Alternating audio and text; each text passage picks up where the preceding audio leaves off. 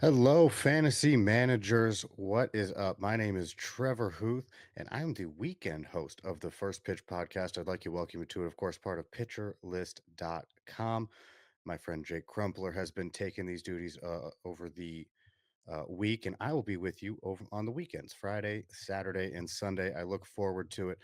So let's dive in. Spring training action is well underway. The Tokyo series is over. So we're going to be looking specifically at news and performances and games from spring training.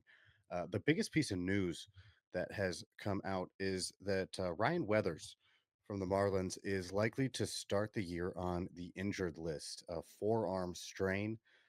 They're expecting 4 to 6 weeks, at least that's what they said. We know these forearm strains, anything can happen, right? They can be really scary. So it was looking really good in terms of a potential breakout year for Ryan Weathers. I mean, he was up to 99 miles an hour in spring training, and now this forearm strain will sideline him at least to start the year. And that means that there are some potential options for the Marlins rotation during that absence. And Jansen Junk is one of the players who has been mentioned, Connor Gillespie as well. So both names to monitor for fantasy baseball, maybe streaming options or whatever the case may be. But they look to be favorites for those 4 and 5 spots in the Marlins rotation to start the year. So definitely names to watch. Unfortunate news on Ryan Weathers. Certainly monitor how that situation works out. He's a guy that I was really hoping to target and really hoping could pull out a breakout year again. Like I mentioned, he was up to 99 miles an hour, and things were looking good. But unfortunately, he is out with a forearm strain. Another pitcher, some news with another pitcher that mildly interesting. Shane Smith, the first overall Rule 5 pick, is announced that he would make the White Sox. Not really a surprise. The White Sox hurting for pitching. He had a moment where he struck out Shohei Ohtani twice during spring training. So there's something there for sure. Now, he's probably not going to start in the rotation. So I mentioned this with the biggest grain of salt that you could find. Okay. But he has some talent. And the White Sox are the White Sox this year. So if they need a starter, they might allow him to get some starts, especially if he comes in a long relief role or a mop up role and he starts to do really well. So certainly a name that I might be monitoring as the year goes on. Of course, maybe more interested in like the Sean Burks of the world if I'm going to be going for a White Sox starting pitcher, which I guess that depends on league size more than anything. Um, Bigger name pitchers to look out for, though. Kyle Wright has started facing batters again. It's been a long road, and certainly it's not over, but he started throwing live batting practice, which is a really, really good step for him. He's been out since October of 2023 with a shoulder injury, and he got traded from the Braves to the Royals, but he was really looking like he was starting to find his footing. His last full season, which was 2022, long time ago, but 180 innings, 3.19 ERA, was throwing strikes, came back, and unfortunately got hurt in 2023. But certainly a name to watch out for. As he's on that road to recovery. Should have opportunity when he's healthy. Uh, just good to see he's back throwing live batting practice, and he was doing it at the stadium so he could get feedback. He could get data on it, which is another thing that is good, right? Like they're looking for certain things and looking to see where he's at and if he can hit some certain marks. So his road to recovery is on the way, and that is good to see. More unfortunate news: Andrew Abbott of the Reds set to start the year on the injured list. And that means Carson Spears is likely to get that spot in the rotation. It was made very clear that this is not a setback for Andrew Abbott by any means. They are just working him back very slowly as he comes back from his injury. So watch out for Carson Spears in your drafts or on the waiver wire. Last season in the majors, 90 innings, 5.46 ERA, not great, but didn't walk a ton of batters, was in the zone relatively, 2.68 walk per nine, and strikeout per nine close to eight. So he's not a guy that you are looking to carry your team by any means. I mean, he's fighting for the fifth spot in the Reds rotation. And of course, Great American Ballpark, not exactly the ballpark that you're looking for. Uh, out of your pitchers, especially if they're not like the dominant high end velocity, get your outs and move along types. So, um, just another name to monitor. Again, with these injuries happening with these starting pitchers that we might have been looking at, who's going to replace them? They may just be streaming options. They're not guys that you're going to be looking at least right away as mainstays in your fantasy rotations. But you can get innings when you need innings, and I think that's kind of the direction that you want to be looking towards with some of these injuries. Who's going to replace them? Who's going to fill the innings? Because getting those innings for your fantasy lineups is I mean, it could be good early on. uh Streaming, you got to pick your spots. Baseball, anything can happen. um More injury news. Luis Garcia was on his way back, Astros pitcher. um More elbow discomfort, so that is another setback for him. um Now that leaves a spot open in the rotation. It was long thought Hayden Wesneski was going to get that fifth spot in the Astros rotation. That is all but likely to happen at this point. So Hayden Wesneski is a guy I am super interested in this year personally. I have been trying to get shares of him wherever. He has really nasty stuff, nasty sweeper, but there's just finding that extra thing. And what keeps sticking in my mind with Wisniewski is what happened with Yusei Kikuchi after he got traded to the Astros. He found something. They found something with him, and he turned into a monster for that half of the year. And I really think that they can do something with Wisniewski. So I'm pretty in on what Wisniewski can do in terms of the full year with the Astros, getting their development team on him and working with him. And him getting that spot can be huge because then he can earn that way to stay. They have some young arms, right? Spencer Arrigetti's another guy who is going to be at the back of that rotation at least to start the year. So whenever Luis Garcia comes back, if he does, again, this is a setback with more elbow discomfort. That can be really, really scary to hear. And so it could be longer than we think. There's no real news on it. It was more just, hey, there's elbow discomfort. So let's see what happens. But again, Hayden Wisniewski, a guy I'm buying in on. If I'm wrong, I'm wrong, but I'm super in on what could be. And I really like that upside with him. More unfortunate news. Gunnar Henderson. Quote from I have him in so many leagues. But quote from manager Brandon Hyde: running out of time. Hmm, not what you want to hear. Gunnar Henderson, of course, one of the top players in the league, one of the top targets you can go get at shortstop. Uh, got hurt, and they're trying to get him back. It doesn't seem like he's going to miss a whole lot of time at the beginning of the year, but he may not be there for the beginning of the year. So if you're looking to replace that, I mean, Jackson Holiday seems like he's going to get the reps at shortstop, and he's been doing very well this spring. He is hitting 308, one home run, five steals. His strikeout rate's at 20%, which is something to watch because in his 200 at bats last year, it was over 30%. So if he can come back hitting the ball, he will add some value. And it looks like he's going to get those reps that um, Gunner is missing. And you know what? It's Gunnar Henderson. You don't want to rush him, right? The Orioles don't want to rush him. Me having him on my fantasy lineups, I don't want him to be rushed. So when he's healthy, he's healthy. But it looks like more and more, it's not official. So keep that in mind. It's not official, but it seems like he's going to miss the beginning of the year at this point because he is, at again the quote from Brandon Hyde, running out of time. Um, Another infielder, Zach Geloff, took a hit by pitch off the hand. Yikes.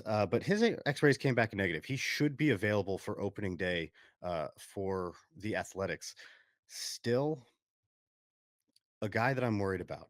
He did steal 25 bases, hit 17 home runs last year, 34% strikeout rate. So, you know, it's hard to tell what he's going to do. And that 30% strikeout rate is just, that 30% number is just so scary for me personally. I try to avoid those guys, but I was so in on Geloff as a prospect that I'm willing to hope that, I'm still willing to roster him and hope that he figures something out.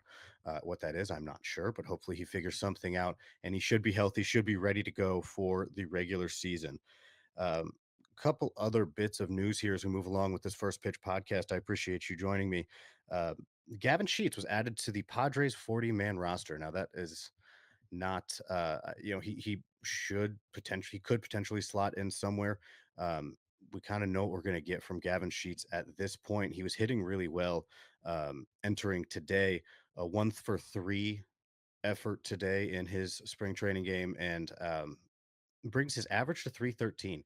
So hitting in spring, of course, spring training, not exactly 100%. This is what they're going to do, but he did earn his way onto that 40-man roster, and he has some options left. May not make the team, may not start in the majors, but went from minor league deal to the 40-man roster. And Alex Verdugo signing with the Atlanta Braves. Final bit of news I'm going to share with you today.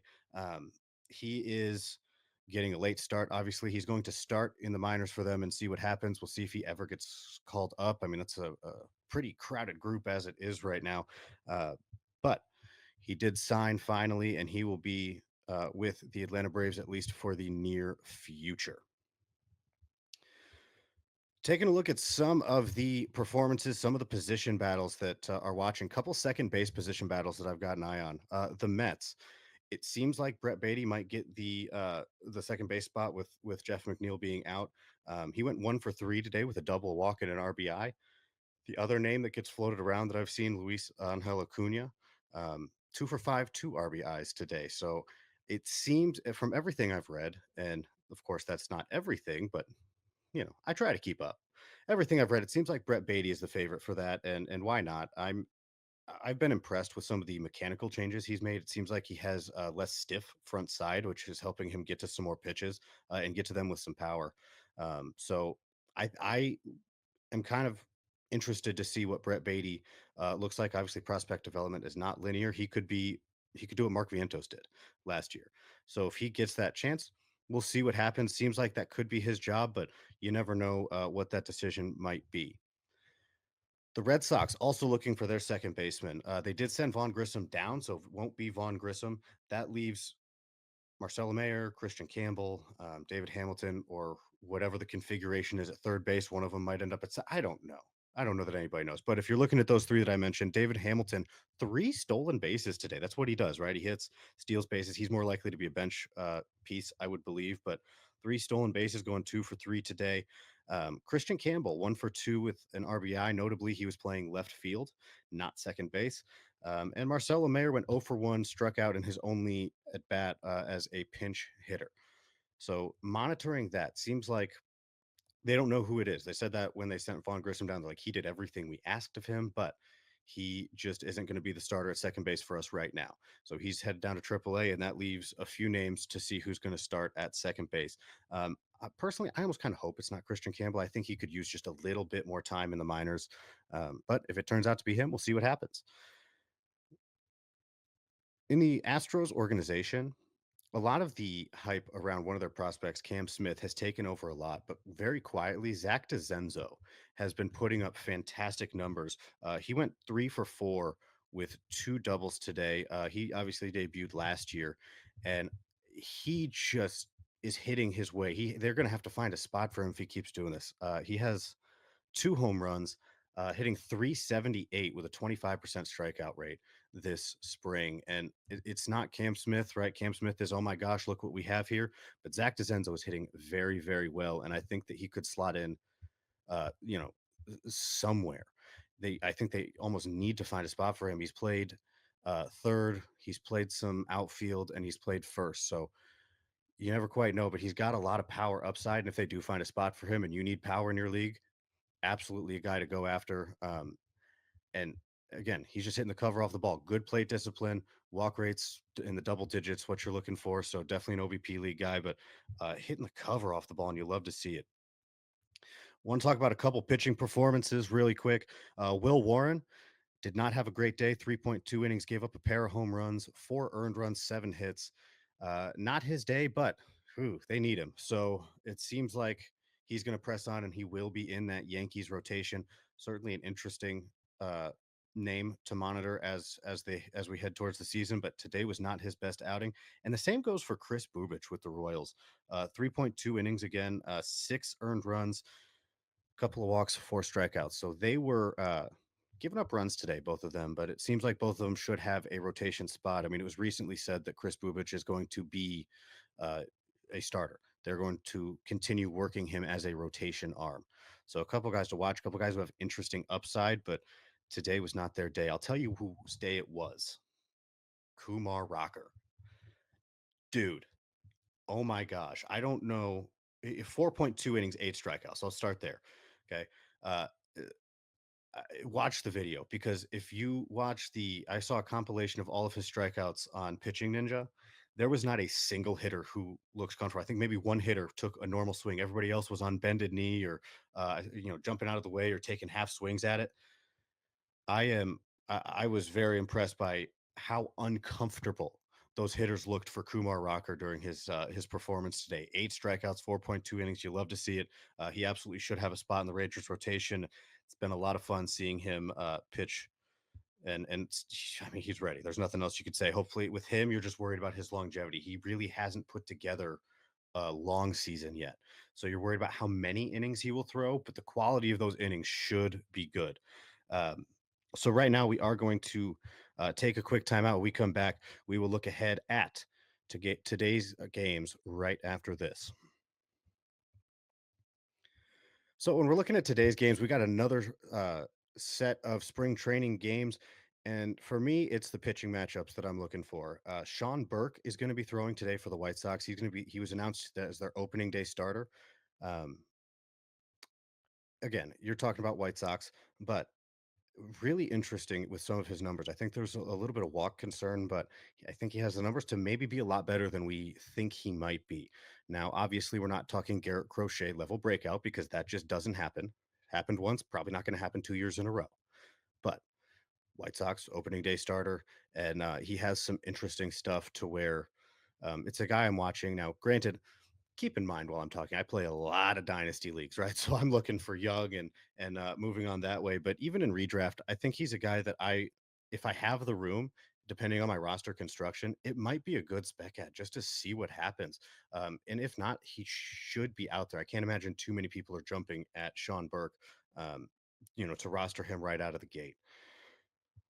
Another interesting pitcher just because of spring training numbers, Antonio Senzatella. I'm not going to fall into this trap, right? The 30-year-old pitching in Coors, not going to fall into the trap at all. But it is fascinating to see what he's doing this spring. He has a .54 ERA with 13 strikeouts heading into today's matchup, and he's just been dominant.